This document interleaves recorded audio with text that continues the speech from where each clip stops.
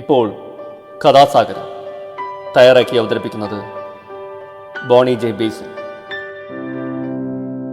നമസ്കാരം പ്രിയ ശ്രോതാക്കളെ, ഞാൻ ബോണിയാണ്. അതുപോലെ കഥാസാഗരമായിട്ട് എത്തിയിരിക്കുകയാണ്. അപ്പോൾ കഥ കേൾക്കാൻ നിങ്ങൾ തയ്യാറാണെന്നറിയാം. കഥ പറയാൻ ഞാൻ തയ്യാറാണ്. അതിനു മുമ്പ് അതുപോലെ പറയാറുള്ള ചില കാര്യങ്ങളൊന്ന് പറഞ്ഞോട്ടെ. കഥാസാഗരം കഥകളുടെ പരിപാടിയാണ്. ഓരോ എപ്പിസോഡിലും ഓരോ കഥ കേൾക്കാം. കഥ മാത്രമല്ല, ചില വർത്തമാനമൊക്കെ ഉണ്ട്. നാടോടി കഥകളും മുത്തച്ഛി കഥകളും ഇതിഹാസ കഥകളും പുരാണ കഥകളും എല്ലാം ഇതിലൂടെ കടന്നു വരുന്നു. അപ്പോൾ ഇന്ന് ഏത് കഥയായിരിക്കും പറയാൻ പോകുന്നത്? ഇന്നത്തെ കഥ ദമയന്തി സ്വയംവരമാണ്. പുരാണത്തിൽ നിന്നുള്ള കഥ.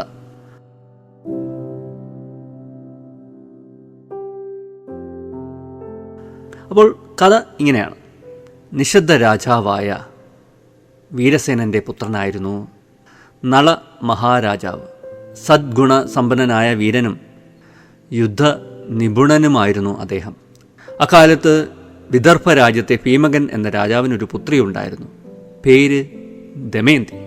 നളമഹാരാജാവിൻ്റെ ഗുണഗണങ്ങൾ ജനങ്ങൾ പറഞ്ഞ് ദമയന്തി അറിഞ്ഞിരുന്നു. ദമയന്തിയുടെ സൗശീലവും സൗന്ദര്യവും നളമഹാരാജാവും കേട്ടറിഞ്ഞിരുന്നു. അങ്ങനെ അന്യോന്യം തൽപരരായിരുന്നു അവർ. അങ്ങനെയിരിക്കെ ഒരു ദിവസം നളമഹാരാജാവ് ഒരു അരയനത്തെ പിടിച്ചു.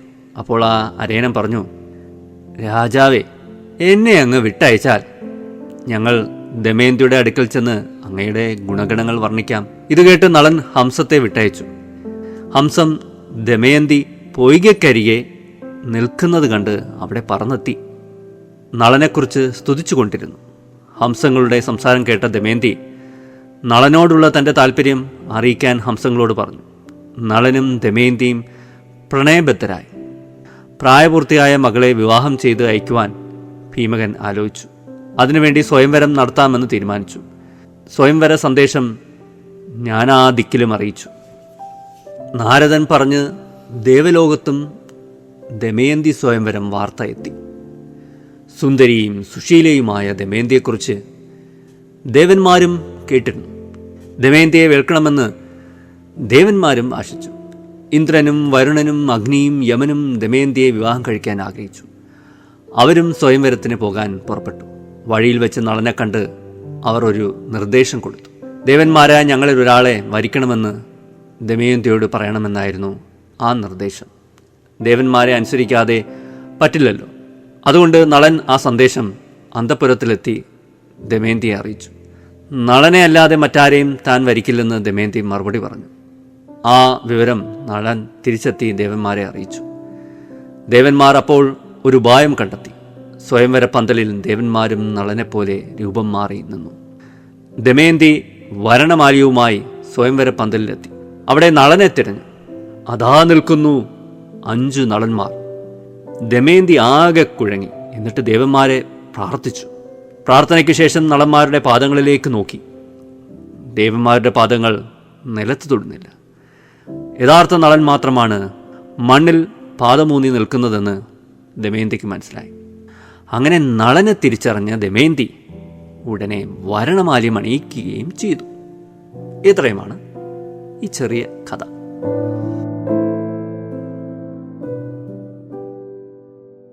ഓക്കെ, ഞാൻ ആദ്യം പറഞ്ഞു, പുരാണത്തിൽ നിന്നുള്ള ഒരു കഥയാണ്. മഹാഭാരത കഥകൾ എന്ന് പറഞ്ഞൊരു പുസ്തകമുണ്ട്. അതിനകത്ത് നിന്ന് എടുത്ത ഒരു ചെറിയൊരു കഥയാണ്.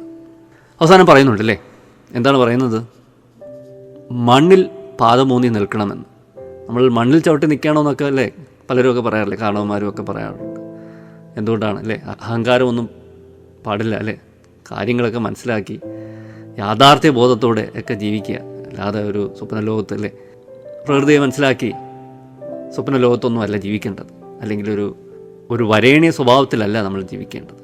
മണ്ണിൽ ചവിട്ടി അല്ലേ, മണ്ണിൻ്റെ മഹത്വം അറിഞ്ഞ് അല്ലേ സാധാരണക്കാരെ കണക്കൊക്കെ നമ്മൾ ജീവിക്കേണ്ടിയിരിക്കുന്നു, ഒരു യാഥാർത്ഥ്യ ബോധത്തോടൊക്കെ. അപ്പോൾ അങ്ങനെ ആയിരിക്കണം ജീവിതത്തെ സമീപിക്കേണ്ടത്. ഇന്ന് സ്വയംവര പന്തലാണ് ഇവിടുത്തെ വിഷയം. ഇവിടുത്തെ ഇന്നത്തെ ഈ കഥയിൽ ദമയന്തി സ്വയംവര പന്തലിലെത്തുകയാണ് അല്ലേ. സ്വയംവരമാണ്. ദമയന്തിയുടെ പിതാവ് സ്വയംവരം നടത്താനായിട്ട് തീരുമാനിച്ചു. ആ കാലത്ത് വധുവിന് വരനെ തിരഞ്ഞെടുക്കാം, ഒരു പറ്റം അല്ലേ അനേകം വരന്മാരുടെ ഇടയിൽ നിന്ന് ഒരാളെ തിരഞ്ഞെടുക്കാം. ഇന്നത് അതൊരു നല്ല സൗഭാഗ്യമാണ്. പണ്ടൊക്കെ മാതാപിതാക്കൾ തിരഞ്ഞെടുക്കുന്ന വരനെ രണ്ടും കൽപ്പിച്ചും കെട്ടുകയാണ് പതിവ്. ഇന്ന് കാലമൊക്കെ മാറി. ഇന്നും ഒരു സ്വയംവര രീതിയൊക്കെയാണല്ലേ സമൂഹത്തിൽ നമ്മൾ നോക്കിക്കഴിഞ്ഞാൽ ഒരു സ്വയംവര രീതിയൊക്കെ നമുക്ക് കാണാം. എങ്ങനെയാണ്? പ്രത്യേക ഡേറ്റിംഗ് ആപ്പുകളുണ്ട്. അവിടെ നമുക്ക് ഇഷ്ടപ്പെട്ടവരുമായിട്ട് സംസാരിക്കാം, പരിചയപ്പെടാം, മനസ്സിലാക്കാം. ഡേറ്റിംഗ് ആപ്പുകൾ എന്ന് പറയുമ്പോൾ ഈ മാട്രിമോണി ആപ്പുകളൊക്കെ അത്തരത്തിൽ വേണമെങ്കിൽ നമുക്ക് പെടുത്താം. അതൊക്കെ ഡേറ്റിംഗ് ആപ്പുകൾ തന്നെയാണ് അല്ലേ. അവിടെ നമ്മൾ പരിചയപ്പെടലാണ്. ഒരാളുടെ പ്രൊഫൈൽ കാണും. അത് ജാതിയും മതവും വെയ്റ്റും ഹൈറ്റും നിറവും തൊഴിലും വിദ്യാഭ്യാസവും എല്ലാം കാണും. അവരുമായിട്ട് ഒരു കോണ്ടാക്റ്റ് ചെയ്യാം, അവരുമായിട്ട് ചാറ്റ് ചെയ്യാം, അവരെ കൂടുതൽ മനസ്സിലാക്കാം. അങ്ങനെയൊക്കെ ഒരു ടെക്നോളജിയുടെ സഹായത്തോടുള്ള ഒരു പ്രക്രിയ നടക്കുന്നുണ്ട്. അത് ഏറെക്കുറെ ഗുണകരവുമാണ്. ഇഷ്ടപ്പെട്ട ഒരു വ്യക്തിയെ തിരഞ്ഞെടുക്കാം. സ്വയംവര പന്തൽ എന്നൊക്കെ വേണമെങ്കിൽ പറയാം അല്ലേ. സ്വയംവരം എന്നൊക്കെ വേണമെങ്കിൽ പുതിയ അല്ലേ ടെക്നോളജിയൊക്കെ ഉപയോഗിച്ച്, ആധുനിക ടെക്നോളജി, IT അല്ലെങ്കിൽ ഇൻ്റർനെറ്റ് ടെക്നോളജിയൊക്കെ ഉപയോഗിച്ചിട്ട് നമ്മൾ അല്ലേ ലോകത്തിൻ്റെ നാനാഭാഗത്തു നിന്നുള്ളവർ രജിസ്റ്റർ ചെയ്യുന്നു. നമ്മൾ അതിൽ നിന്ന് ഇപ്പോൾ മലയാളികളാണെങ്കിൽ അല്ലേ ലോകത്തിൻ്റെ നാനാഭാഗത്ത് പണിയെടുക്കുന്നവർ, ജോലി ചെയ്യുന്നവർ അല്ലേ, അവരൊക്കെ ഒന്ന് അവിടെ രജിസ്റ്റർ ചെയ്യുന്നു. സ്ത്രീകളാകട്ടെ പുരുഷന്മാരാകട്ടെ പരസ്പരം തിരഞ്ഞെടുക്കുന്നു, സംസാരിക്കുന്നു, ഒരു തീരുമാനത്തിലെത്തുന്നു അല്ലേ. കുറച്ച് കഴിഞ്ഞ് സംസാരിച്ചൊക്കെ ഇതാണ് എനിക്ക് പറ്റിയ വ്യക്തി. പിന്നെ അത് പിൽക്കാലത്ത് ജീവിതത്തിൽ അപസ്വരങ്ങളൊക്കെ രൂപപ്പെടാം, അല്ലെങ്കിൽ ചിലപ്പോൾ ഒരു വേർപിരിയിലൊക്കെ ചിലപ്പോൾ എത്താം. എന്നാലും ആ സമയത്ത് അല്ലേ ആ ടെക്നോളജി കാരണം നമ്മൾ ഒരു കല്യാണത്തിലോട്ട് നമ്മൾ ചെന്നെത്തുകയാണ്. ഒരു പുതിയ കാലത്തെ സ്വയംവരം എന്നൊക്കെ വേണമെങ്കിൽ പറയാമല്ലേ. ഇഷ്ടപ്പെട്ട ഒരാളെ തിരഞ്ഞെടുക്കുന്നു ഒരു കൂട്ടത്തിൽ നിന്ന്. അപ്പോൾ നമുക്ക് അങ്ങനെയും ഇതിനെ കുറിച്ച് നമുക്ക് പറയാം അല്ലേ. ഒരു പരിചയപ്പെടാനുള്ളൊരു വേദി തുറന്ന് വരികയാണ്. ഇഷ്ടപ്പെടാത്ത ഒരാളെ കല്യാണം കഴിക്കേണ്ട, അനേകരിൽ നിന്ന് ഇഷ്ടമുള്ള ഒരാളെ തിരഞ്ഞെടുക്കാം. കുറച്ചുകൂടെയൊക്കെ അടുത്ത് മനസ്സിലാക്കാനൊക്കെ സാധിക്കുന്നു. എല്ലാത്തിനും ഒരു പരിമിതിയുണ്ട്. ഇതിനൊക്കെ ഒരു പരിമിതിയുണ്ട്. നമ്മുടെ ഒരു സോഷ്യൽ സെറ്റപ്പിലൊക്കെ നിന്നുകൊണ്ടുള്ളൊരു പരിചയപ്പെടലൊക്കെ സാധിക്കുള്ളൂ. അതൊക്കെ തീർച്ചയായിട്ടും ഒരു പരിമിതിയായിരിക്കാം. എങ്കിൽ കൂടി അതിൽ നിന്ന് തന്നെ, ആ പരിമിതിക്ക് ഉള്ളിൽ നിന്ന് തന്നെ ഒരു വ്യക്തിയെ പരിചയപ്പെടാനും അനേകം വ്യക്തികളിൽ നിന്ന് ഒരാളെ തിരഞ്ഞെടുക്കാനും അയാളിലേക്ക് കൂടുതൽ ശ്രദ്ധ പതിപ്പിക്കാനും കൂടുതൽ മനസ്സിലാക്കാനും ഒക്കെ സാധിക്കുന്നു. അതുമാത്രമല്ല അല്ലേ, ഒരു പരമ്പരാഗത രീതിയിലോട്ടൊക്കെ പിന്നെ വിവാഹാലോചന കൊണ്ട് പോകാനും ഒക്കെ സാധിക്കുന്നു. വിവാഹബന്ധം ഒരു സൗഹൃദം തന്നെയാണ്. അത് വിവാഹത്തിന് മുമ്പ് തുടങ്ങുന്ന സൗഹൃദമാണ് അല്ലേ. ആ സൗഹൃദത്തിൻ്റെ തുടർച്ചയാണ് വിവാഹം കഴിഞ്ഞുള്ള സൗഹൃദം. പക്ഷേ പലപ്പോഴും ഈ സൗഹൃദത്തിൻ്റെ ഇക്വേഷനൊക്കെ അങ്ങ് മാറും വിവാഹം കഴിയുമ്പോൾ. അവിടെയാണ് പ്രശ്നങ്ങൾ ഉദിക്കുന്നത്. ആശയവിനിമയത്തിൻ്റെ രീതികൾ മാറും, സൗമ്യ മുഖങ്ങൾ മാറും, മുഖം കറുക്കുകയും അഭിപ്രായ വ്യത്യാസങ്ങൾ രൂപപ്പെടുകയും ശകാരങ്ങളും അസ്വാസ്ഥ്യങ്ങളും മനസ്സിൻ്റെ വികലമായ ചിന്തകളും സംശയങ്ങളും ഇതിനൊക്കെ ഏറെ സാധ്യതയുണ്ട്. അപ്പോൾ സൗഹൃദം നിലനിർത്തുക എന്നുള്ളതാണ് ഏറ്റവും വലിയ കാര്യം. ഈ മുമ്പുണ്ടായിരുന്ന സൗഹൃദം കല്യാണത്തിന് ശേഷവും നിലനിർത്തി ഇങ്ങനെ മുന്നോട്ട് കൊണ്ടുപോവുക, അതൊരു വല്ലാത്തൊരു ചടങ്ങ് തന്നെയാണ് അല്ലേ. വല്ലാത്തൊരു കർത്തവ്യം തന്നെയാണ്. അതിന് നമ്മൾ സജ്ജരാകേണ്ടിയിരിക്കുന്നു അല്ലേ.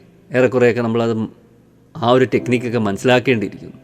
എന്തായാലും നമ്മൾ രണ്ട് വ്യക്തികൾ ഒരുമിച്ച് പാർക്കുകയാണ് അല്ലേ ഒരുമിച്ച് ജീവിക്കുകയാണ്. രണ്ട് വ്യക്തികളായതുകൊണ്ട് എപ്പോഴും വേണമെങ്കിലും അസ്വാരസ്യങ്ങളും പ്രശ്നങ്ങളും ഒക്കെ ഉടലെടുക്കാം. പക്ഷേ പൊരുത്തക്കേടുകളിൽ പൊരുത്തങ്ങളും നമ്മൾ കണ്ടെത്തേണ്ടിയിരിക്കുന്നു. അതാണ് ഇതിൻ്റെ വിജയം. അതിനേക്കാളുപരി ഏറെ ആവശ്യം സൗഹൃദമാണ്, ഒരു ഊഷ്മളതയാണ്. കൂട്ടുകാരനും കൂട്ടുകാരിയും എന്നുള്ളൊരു ചിന്തയായിരിക്കും ഏറെക്കുറെ നല്ലത്.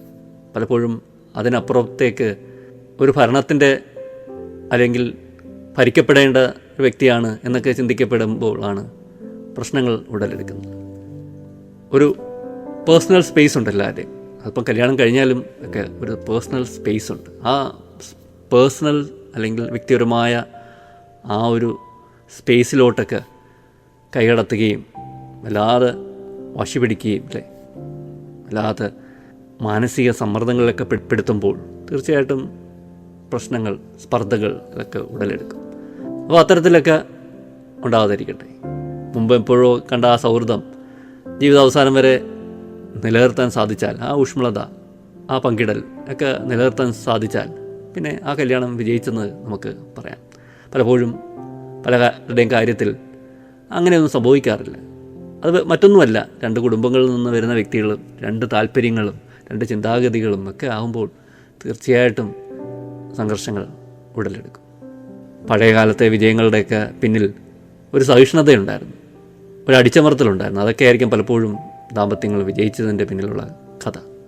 ഒരാൾ ചിലപ്പോൾ വളരെ നിശബ്ദമാവും, ഒരു മൗനത്തിലോട്ടൊക്കെ കിടക്കും, ഒരു വിഷാദത്തിലോട്ടൊക്കെ കിടക്കും, എല്ലാം സഹിക്കുന്ന ഒരു വലിയ സഹനശക്തിയൊക്കെ ആയിട്ട് മാറും. അതൊക്കെയായിരുന്നു പഴയ കാലത്ത്. അപ്പോൾ അന്ന് ദാമ്പത്യ ബന്ധങ്ങൾ ഏറെ വിജയിച്ചിരുന്നു. പക്ഷേ ഇന്ന് കാലം മാറി, എല്ലാവർക്കും അഭിപ്രായങ്ങളുണ്ട്, എല്ലാവർക്കും വ്യത്യസ്തമായ ചിന്താഗതികളുണ്ട്, വഴികളുണ്ട്. അപ്പോൾ വേർപിരിയലുകൾ എപ്പോൾ വേണമെങ്കിലും സംഭവിക്കാം. അതാണ് പഴയ കാലവും പുതിയ കാലവും തമ്മിലുള്ള ഒരു വ്യത്യാസമായിട്ടൊക്കെ പലപ്പോഴും എനിക്ക് തോന്നിയിട്ടുള്ളത്. എന്തായാലും അധികം ദീർഘിപ്പിക്കുന്നില്ല, നിർത്തക്കെയാണ്. അടുത്ത എപ്പിസോഡിൽ കാണാം, പുതിയൊരു കഥയും പുതിയ കുറച്ച് വിശേഷങ്ങളുമായി. ഇത്ര നേരം എന്നെ കേട്ടിരുന്ന എല്ലാവർക്കും നന്ദി, നമസ്കാരം. Signing off, Boney.